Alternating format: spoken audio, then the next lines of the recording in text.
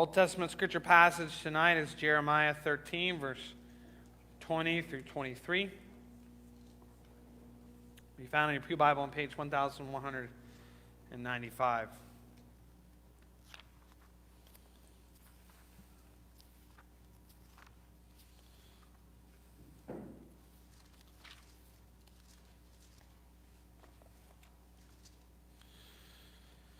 Before we read, will you pray with me? Heavenly Father, bless the reading and preaching of your word, Lord. Bless the meditations of our hearts and minds. May we find here in the teaching of your scripture the truth of our nature concerning the fall. And may we, Lord, know that this means, most importantly,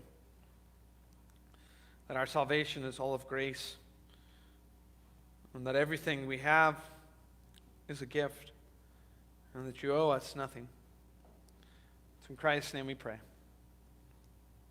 Amen. Starting our reading in Jeremiah 13, verse 20. Hear now the reading of God's holy, inspired, and infallible word. Jeremiah the prophet said to the people of Israel, in warning of the coming judgment that was coming upon them, "Lift up your eyes and see those who are coming from the north. Where is the flock that was entrusted to you, the sheep of which you boasted? What will you say when the Lord sets over you those you cultivated as your special allies? Will not pain grip you like that of a woman in labor? And if you ask yourself, why has this happened to me?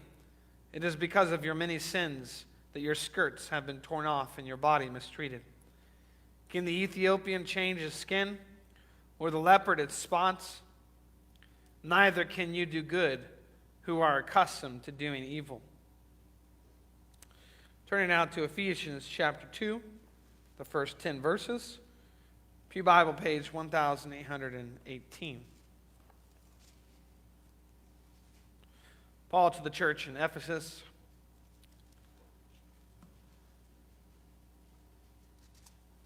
Said these words.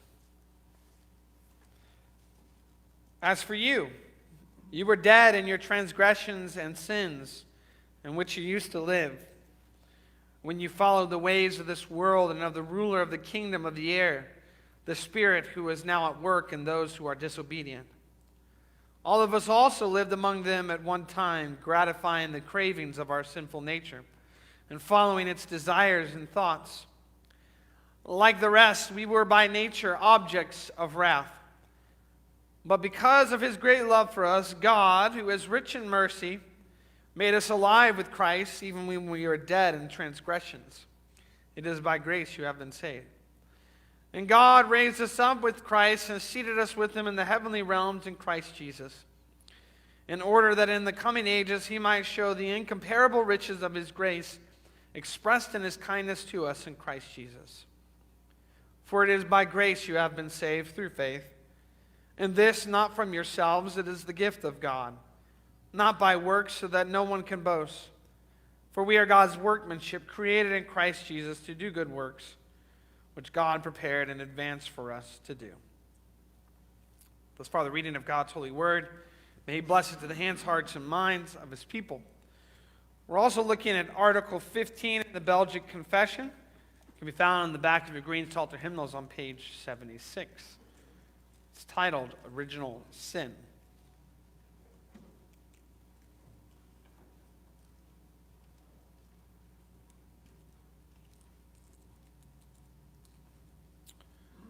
Article 15, the Belgic Confession of Faith, titled Original Sin, says, "We believe that through the disobedience of Adam, original sin is extended to all mankind, which is the corruption of the whole nature and a hereditary disease, wherewith even infants in their mother's womb are infected, and which produces in man all sorts of sin, being in him as a root thereof, and therefore is so vile and abominable in the sight of God, that it is sufficient to condemn all mankind. Nor is it altogether abolished or wholly eradicated, even by baptism, since sin always issues forth from this woeful source, as water from a fountain.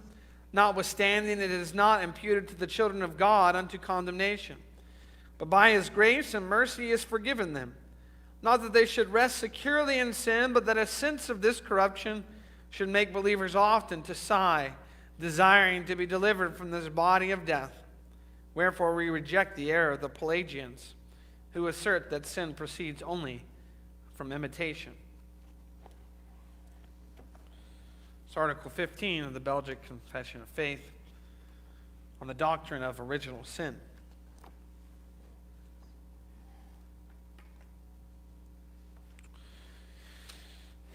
On the 11th of May, 2000, the year 2000, wow, that's over 2 decades ago. That's making me feel old. A lady found a new email on her computer. And the email simply said, "I love you." Curious, it looked innocent enough, perhaps even romantic. She was intrigued. She clicked on the email, like most of us would. She clicked to open the message, and the so-called love bug was born. With lightning speed, it raced around the world, bringing politics and business to a halt. It was a deadly computer virus that caused millions of computer software programs to crash. One virus, so much contamination. But it's not the first time that a single virus has caused so much grief to mankind. This virus is really only a small replay of a much deadlier virus that hit planet Earth more than 6,000 years ago. The virus of sin, which has infected us all because of the fall of our first parents. And it didn't come in an email that said, "I love you." It's sin. So that's what we're talking about tonight. The original virus.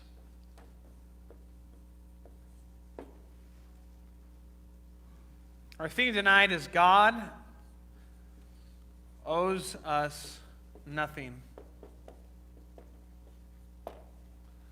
Everything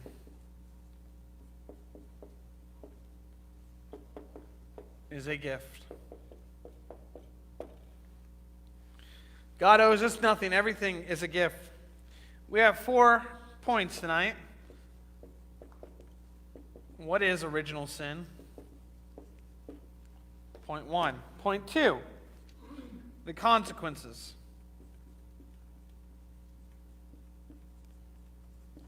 Of original sin. Point 3 is, what about believers? And point 4 is, just say no to Pelagians.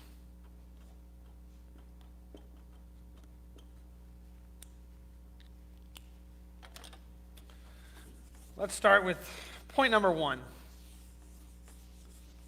What is original sin?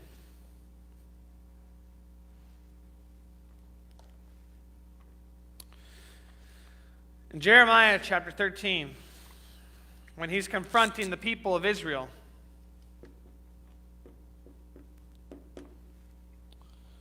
particularly looking here at verse 23, Israel is asking the question, why is this judgment coming upon us when they see those who are coming from the north down to attack Israel, to attack Judah? Will they say to the Lord, "Why has this happened to me?" The answer that comes from the prophet is this: it's because of your many sins. But he doesn't stop there. He doesn't say you've done things that are wrong. Jeremiah poses a question. He says, can the Ethiopian change his skin? Or the leopard its spots?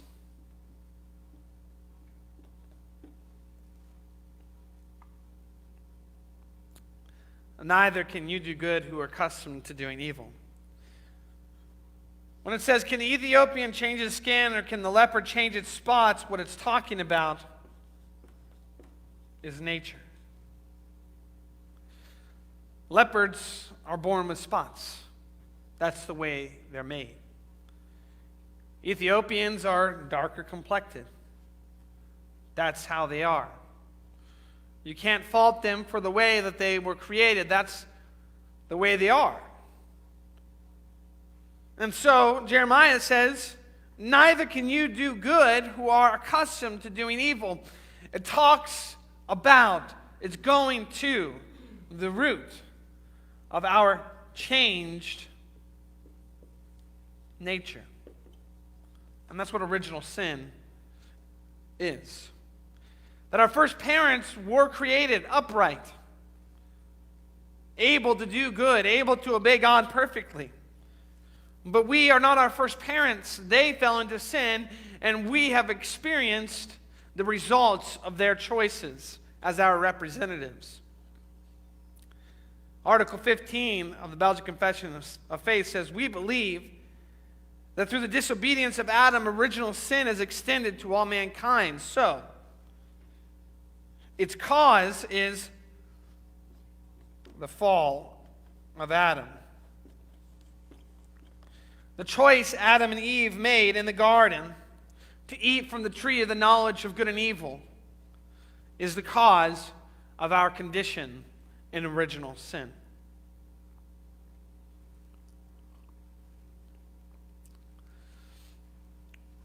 What is original sin exactly? How are we to explain it? How are we to understand it? Well, if it's the same way that an Ethiopian can't change its skin, or a leopard can't change its spots, then what it's talking about here is that our whole nature has been corrupted. This is exactly what Article 15 says. It's a corruption of the whole nature. But it doesn't stop there. It says that it's a hereditary disease. Now, there's mystery entailed in how the original sin from Adam is passed on to every generation. But we're given a clue when we read in Genesis that Adam had a son in his image. And just like God created Adam in his image, upright, holy, able to do what was right and good, right? Pure. Adam created a son in his image after the fall. And so there's a perpetuation of this original sin given down through hereditary means.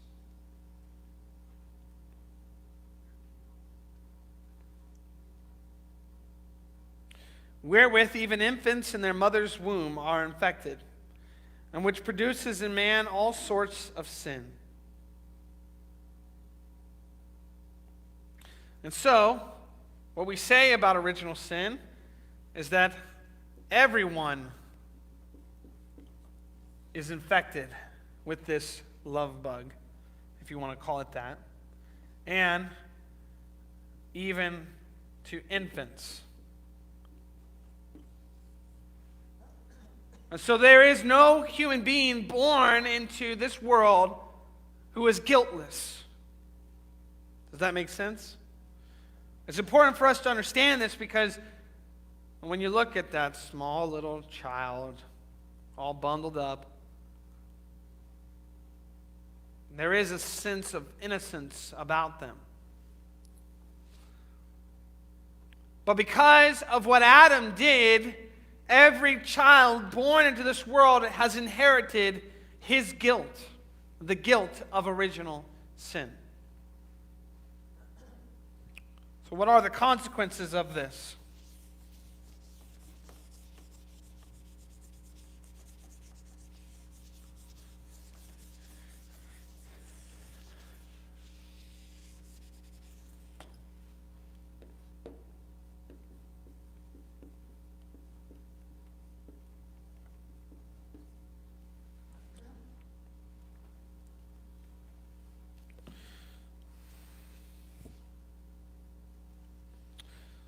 Ephesians chapter 2.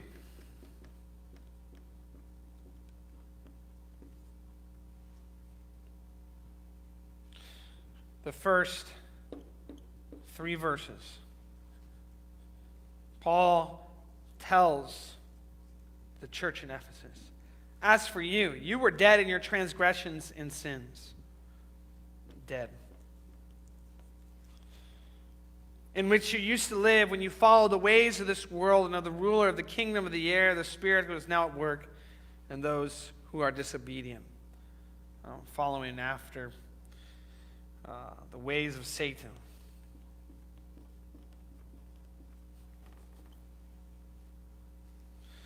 All of us. And so Paul is saying here, not just you Christians in Ephesus, all of us. It's an all-inclusive category. So you Christians in Ephesus and all of us, humanity.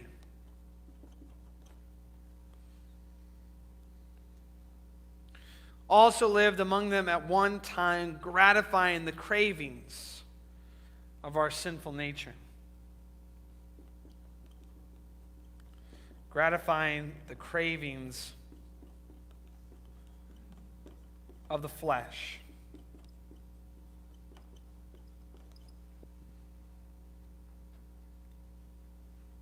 And following its desires and thoughts.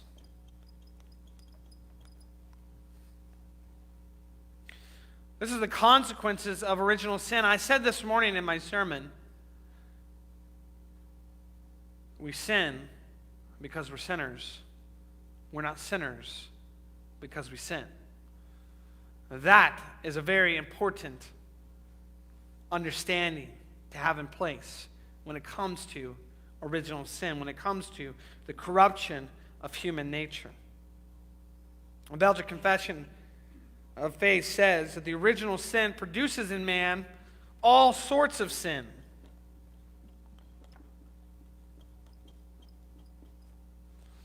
Like the cravings of the flesh, desires and thoughts that we pursue after that.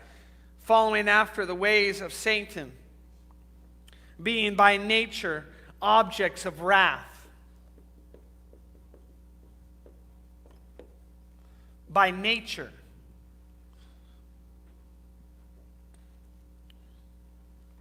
And the way that the Belgic Confession of Faith describes this original sin is as a root. Or a root, however you decide to say it. And therefore is so vile and abominable in the sight of God that it is sufficient to condemn all mankind. And so, this root of original sin brings condemnation by itself.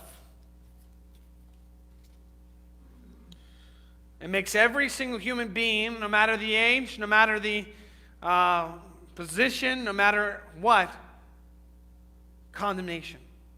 They are worthy of condemnation because of this root.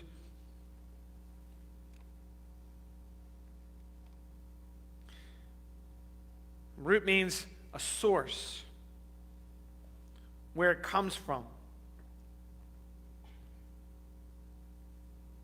And it makes a clarification here that's important because it's related to the history of the Belgic Confession and the place and time in which it was written.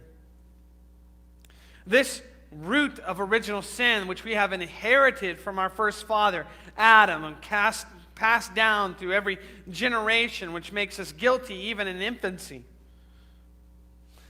And it is the reason that we grow up to sin, because we are born sinners.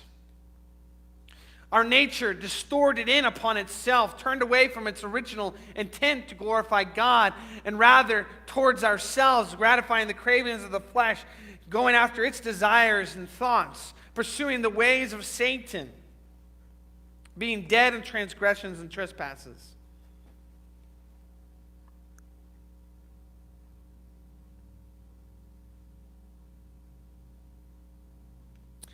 It is not altogether abolished or wholly eradicated even by baptism,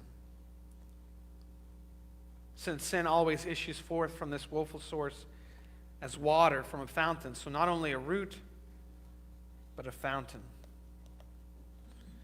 And the reason why the Belgic Confession of Faith says this is because the Catholic Church has a doctrine concerning original sin. And the reason that they practice infant baptism is to wash away this original guilt and to get rid of it. And I don't know if any of you have ever worked in a hospital, but oftentimes if a baby is born and it's about to die, there's a lot of concern about whether this baby is there time for it to be baptized so its original sin can be washed away. And when we perform baptism on our children, our infants, it's not to wash away the mark of original sin. It's to place on them the mark of the covenant and the promise that if they believe in Jesus Christ, that they will be saved from their sins.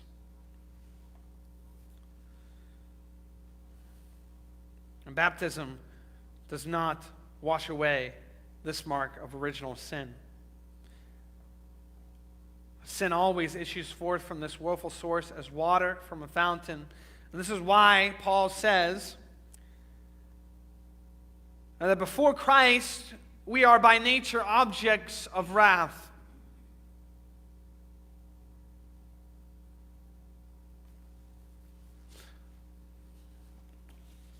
But then what about believers?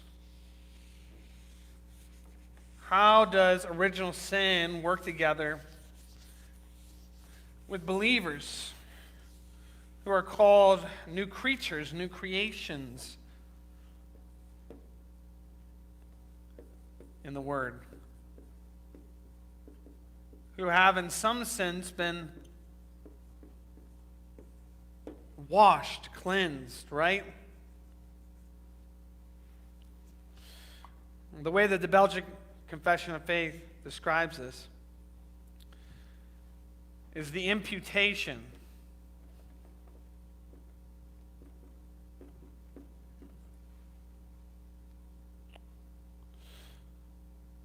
is taken away.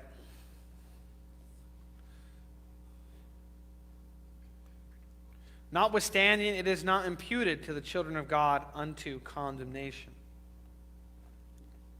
And so when Paul says in Romans chapter 8, there is therefore now no condemnation for those who are in Christ Jesus, that includes the stain of original sin. Now, the stain of original sin has not been taken away because the way original sin is described often in the New Testament, particularly in Paul's writings, is the flesh. And then NIV often translates this as sinful nature. So the believer now has two natures in a sense. We have a sinful nature, and we have a renewed nature. And these two natures are at war against each other. So Paul goes on. This is our state before Christ, verse 4. But because of his great love for us, God, who is rich in mercy, made us alive with Christ, even when we were dead in transgressions. It is by grace you have been saved. And God raised us up with Christ and seated us with him in the heavenly realms in Christ Jesus. So here is where we need to understand these two natures that are going on, right?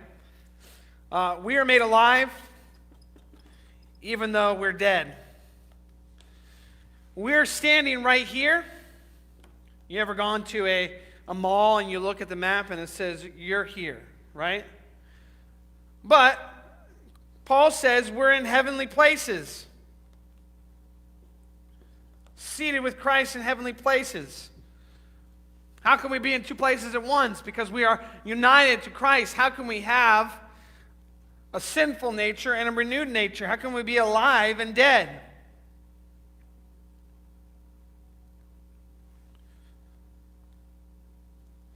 It's because the stain of original sin and the condemnation that comes from that is no longer imputed to us. We're no longer credited that. But instead, we're credited the righteousness of Christ. We still have that original sin. We still battle against it as the flesh has dwelt within us, and we battle the flesh. We put to death the flesh. And the New Testament speaks of the object of mortification, putting to death the flesh, and vivification, the new life. So the Belgic Confession says, notwithstanding, this stain of original sin is not imputed to the children of God unto condemnation, but by his grace and mercy is forgiven them.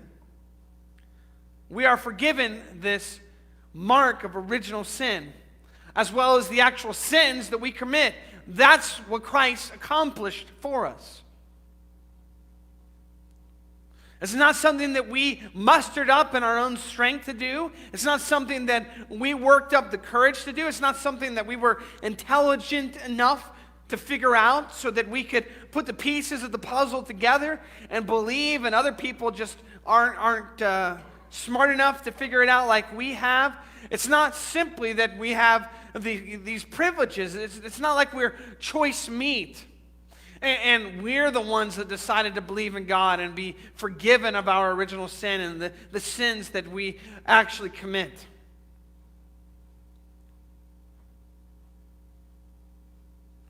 That's why our theme tonight is God owes us nothing.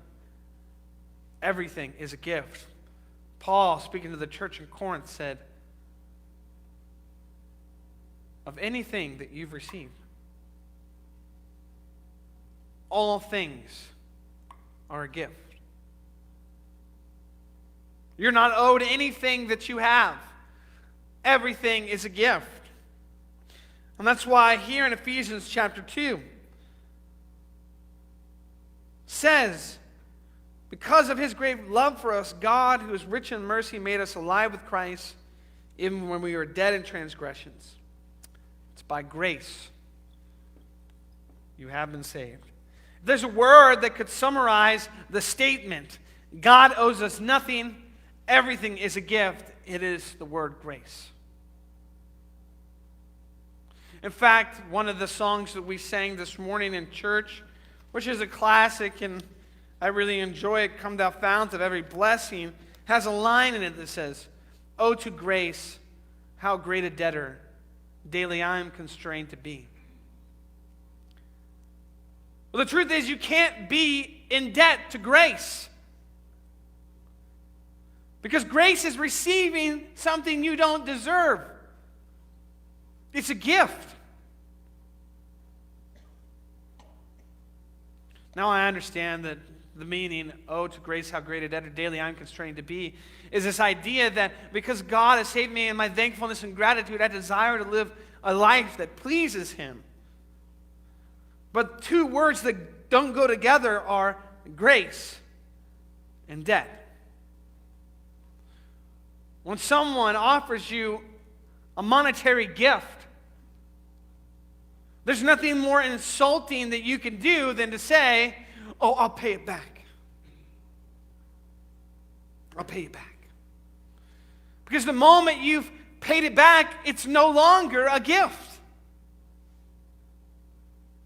And in our condition as human beings, all of humanity, fallen in sin, so corrupted to our very core, our very root, and all the sin that comes from us is as if a fountain pouring out from this corrupted nature that we have no one to blame for but ourselves, because Adam and Eve in the garden are our perfect representatives. We could not have done any better.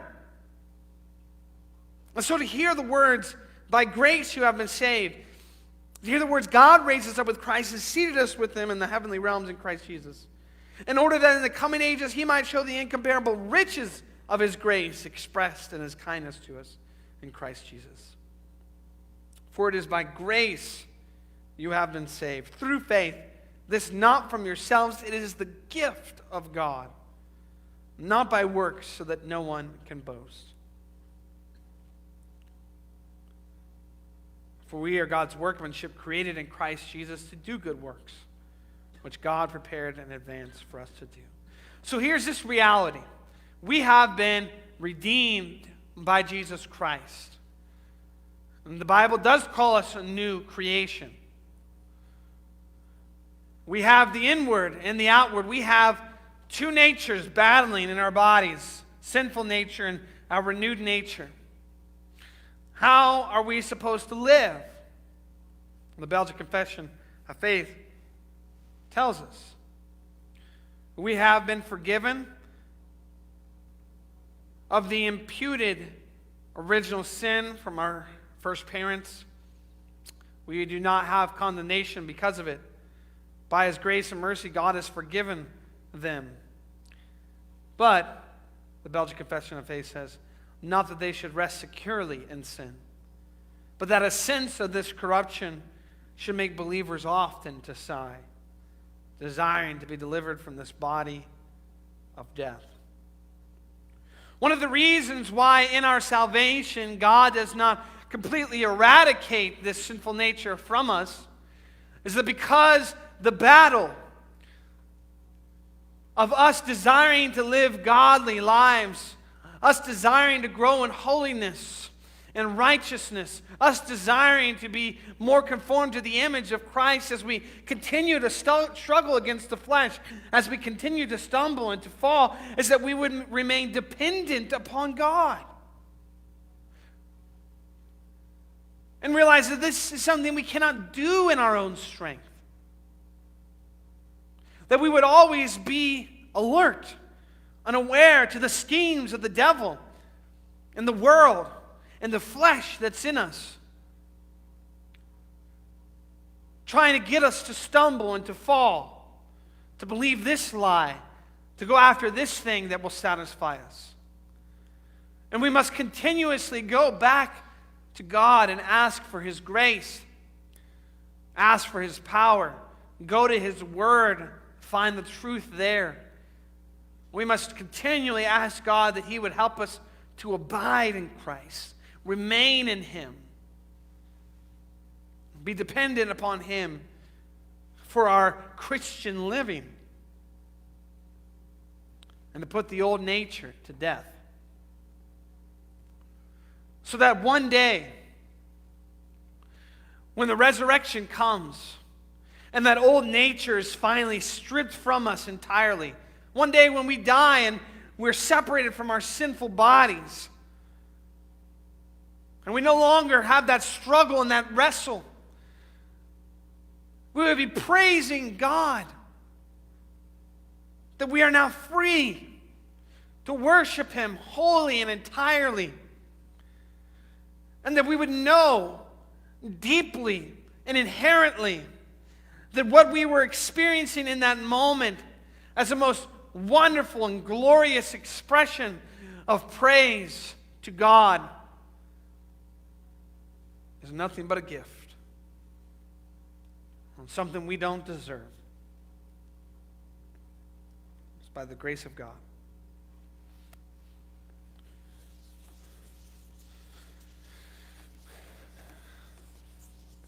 Lastly,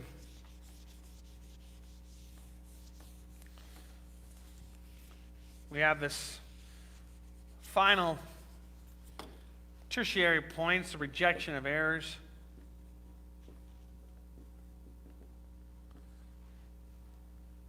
Say no to Pelagians.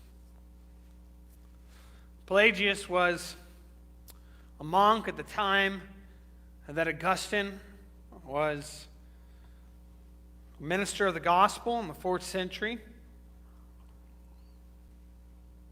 And he had a view upon sin that was an error, one that was condemned by an early church council. And we believe, too, also, that Pelagian's teaching was heresy, and we reject it. And his conviction was that sin proceeded from imitation. Now, I don't know about you, but sometimes I can catch myself slipping into a latent Pelagianism when I'm dealing with my children. You know, my little daughter, Ellie Mae, she'll do something, and I'll look at Alma and I'll say, well, where did she learn that from? Or my daughter Alma will start running around the house doing something, and I'll look at my sons and I'll say, well, I wonder where she learned that from. But Pelagius' conviction is that we aren't by nature sinful, but simply that we see someone sinning and we copy them. Now, to be honest with you, I don't even think that really answers the question, because if I see somebody sinning and copy them, and I see somebody sinning and copying them all the way down through history, then at some point it has to go back to somebody who was sinning.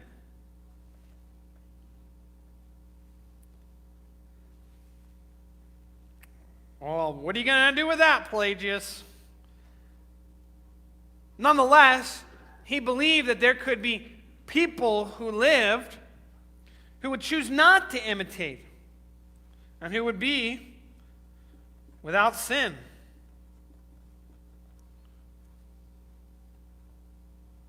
Now, they may be rare, but they would exist. Well, that's a heresy. It's a heresy because it goes right after the core of why Christ came for us in the first place. If we could do it on our own, if we had the freedom to choose whether or not we were going to sin or not, we have the ability to save ourselves. And if we only sin by imitation, then all we need is a righteous person without sin to copy. And therefore, Christ coming and dying on the cross was only for us an example. But Christ was much more than an example.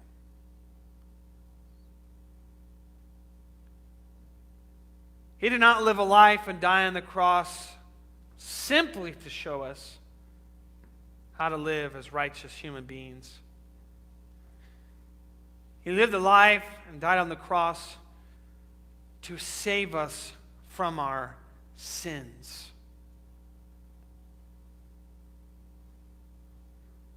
Both original and actual. If you're a Pelagian, you don't believe this statement.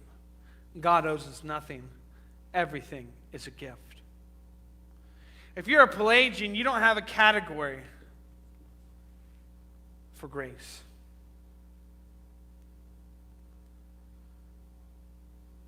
But the doctrine of original sin, which is proven for us by the Scriptures themselves, tells us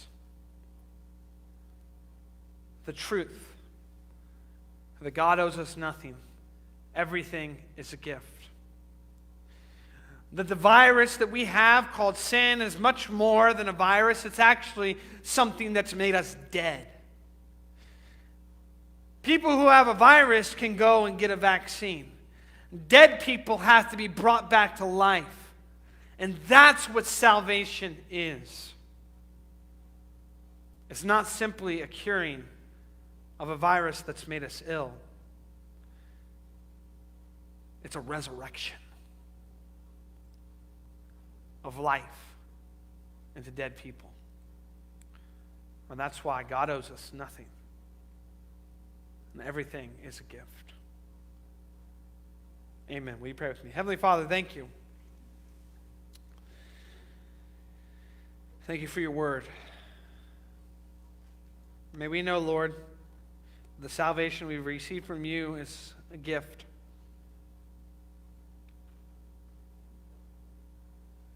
It's not from ourselves. It's not by works so that no one can boast. You've saved us, Lord, from the corruption of our human nature. You do not hold that corruption against us nor condemn us for it, but in Christ you have brought us salvation. We know, Lord, that we still struggle against the flesh. We pray that you, Heavenly Father, would help us not to rest securely in sin, but by a sense of this corruption in us, make us often sigh, strongly desire to be delivered from this body of death. We look forward to the day, Lord, when we struggle no longer against the flesh. We are purified and cleansed, and we can worship you perfectly without restraint or restriction. We will no longer have any interruption of our great fellowship with you. We know that you, who have begun a good work in us, will see it to completion. And we look forward to that day. Thank you for your grace. And thank you for everything you've given to us, which is all a gift. It's in Christ's name we pray. Amen. Psalter hymnal 393, Creator Spirit, by whose